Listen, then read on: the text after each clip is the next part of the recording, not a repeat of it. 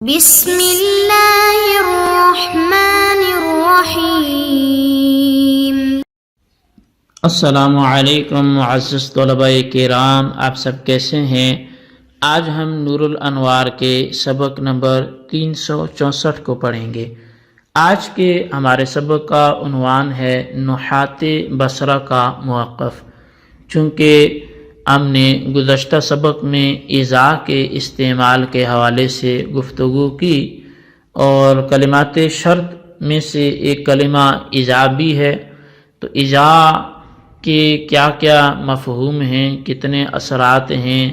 کون سے معنی کے لیے آتا ہے، شرط کے معنی میں کب ہوگا، ظرف اور وقت کے معنی میں کب ہوگا، تو یہ ساری تفصیل ہم نے گزشتہ سبق میں اچھی طور پر سماعت کی، اور امام اعظم امام ابو حنیفہ رحمۃ اللہ تعالی علیہ کے حوالے سے بھی ہم نے ایذا کے متعلق سنا۔ تو آج کا سبق جو ہے وہ اسی کے ایک دوسرے حصے کے متعلق ہے، چونکہ وہاں ہم نے یہ پڑھا تھا کہ نحات کوفہ کے نزدیک ہم نے جو ایذا کا نظریہ تھا وہ پڑھا تھا، معنی و مفہوم سمجھا تھا، اور نحات بصرہ اور نحات کوفہ کے مابین چونکہ یہ مختلف فی مسئلہ ہے، اختلاف ہے اس میں، تو اس لیے آج ہم اہل بصرہ اس حوالے سے کیا کہتے ہیں تو یہ سمجھنے کی کوشش کریں گے، یعنی ایذا کے متعلق اہل بصرہ کا نظریہ۔ تو آئیے آج کے سبق کی عبارت پڑھتے ہیں اور اس کا ترجمہ کرنے کے بعد پھر آج کے سبق کی وضاحت کی طرف بڑھتے ہیں اور دیکھتے ہیں کہ ہمیں کیا سمجھایا جا رہا ہے۔ مصنف علیہ رحمہ آج کے سبق کا آغاز کرتے ہوئے وعند نحات البصرۃ ہی للوقت حقیقتاً سے کلام کا آغاز کرتے ہیں۔ چنانچہ فرماتے ہیں کہ وعند نحات البصرۃ ہی للوقت حقیقتاً فقط، اور کلمہ ایذا نحات بصرہ کے نزدیک، نحوی جو بصرہ والے ہیں، بصرہ کے نحوی، ان کے نزدیک صرف وقت کے لیے حقیقت ہے۔ وقد تستعمل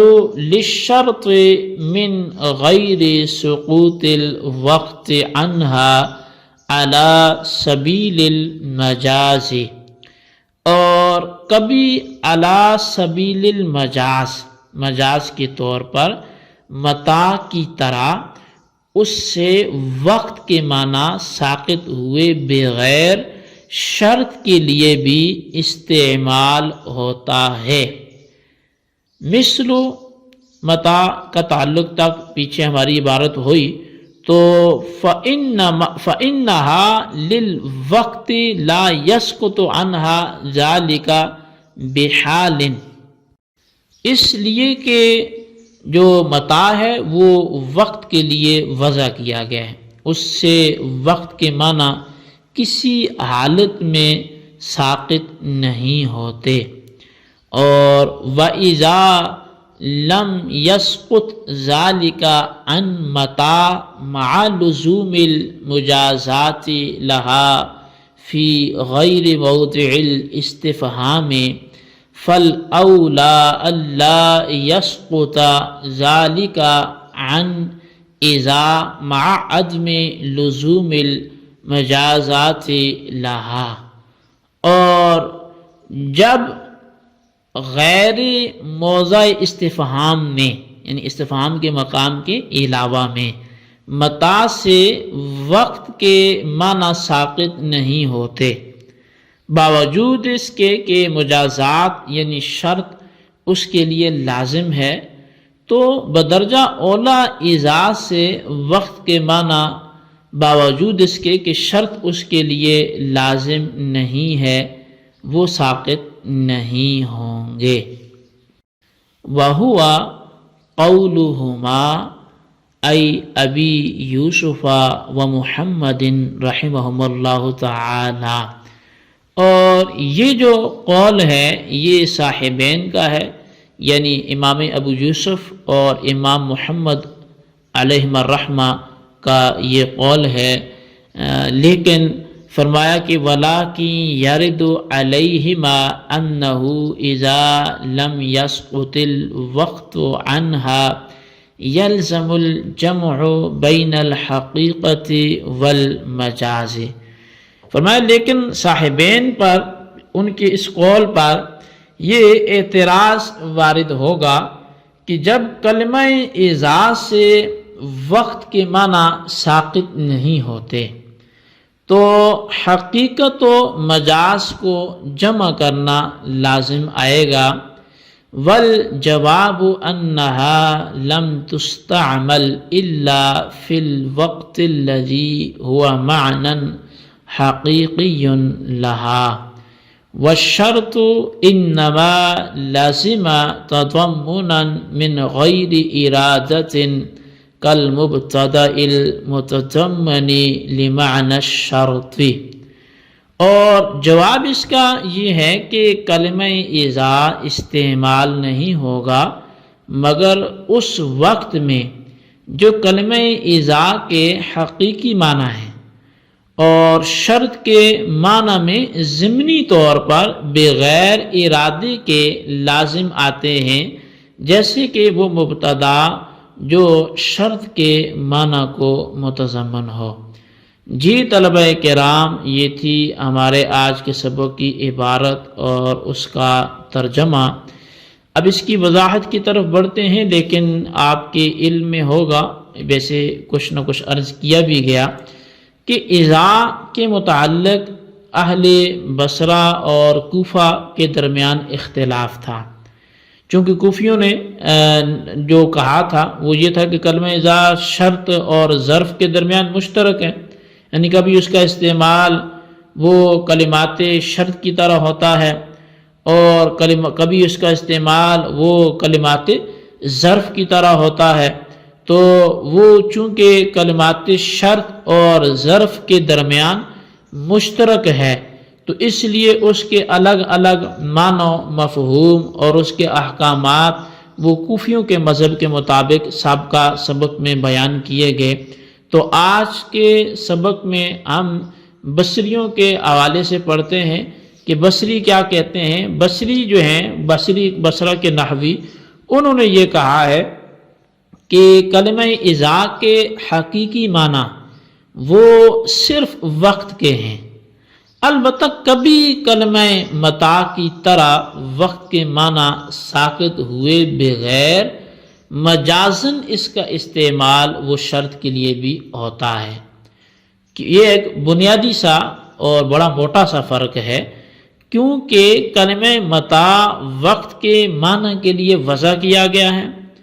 اور اس سے وقت کے معنی کسی حالت میں ساقط نہیں ہوتے، خواہ اس کا استعمال اخبار میں ہو یا استفہام میں ہو۔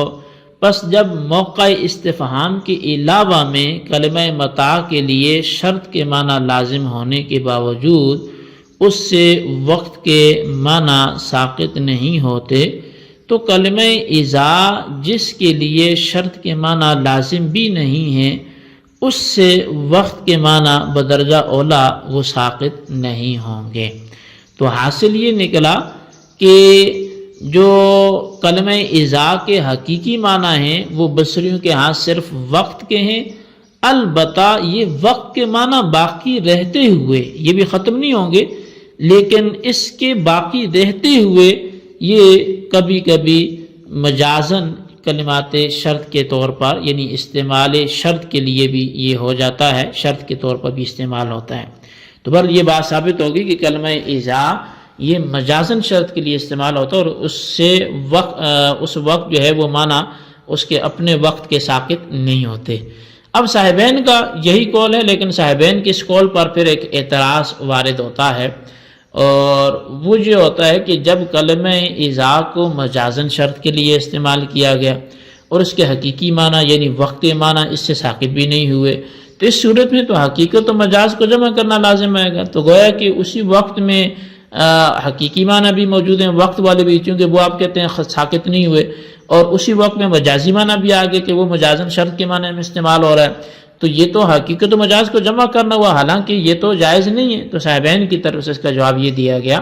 کلمہ اذا اپنے حقیقی معنی یعنی وقت کے معنی میں استعمال ہوتا ہے، اور رہے شرط کے معنی تو وہ ضمنی طور پر بلا ارادہ لازم آتے ہیں، اور حقیقت و مجاز کا جمع کرنا ارادہ میں تو واقعی ناجائز ہے، لیکن مطلقاً ناجائز نہیں ہے. بس یہاں بھی چونکہ غیر ارادی طور پر دونوں معنی کا اجتماع ہوا ہے اس لیے یہ اجتماع بھی ناجائز نہیں ہوگا. اور اس کی مثال ایسی ہے جیسے کہ وہ مبتدا جو شرط کے معنی کو متضمن ہو، یعنی